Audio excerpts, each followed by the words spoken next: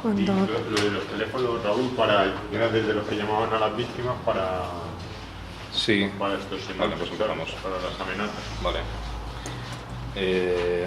Reloj, cazadora, gorra, que empleaba para sacar dinero en los cajeros, una de las personas que fueron detenidas y se les hizo registro en el domicilio. Diversas tarjetas y documentación bancaria que usaba a nombre de distintos bancos para poder extraer el dinero de las víctimas.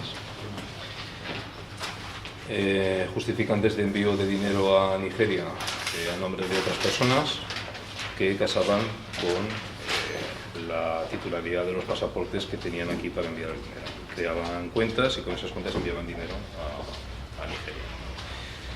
Los anuncios que se insertaban en Internet se insertaban desde teléfonos de cualquier tipo, teléfonos analógicos, teléfonos virtuales, teléfonos smartphone, y usaban ordenadores también para poder insertar anuncios y poder tener controlada la contabilidad financiera que usaban.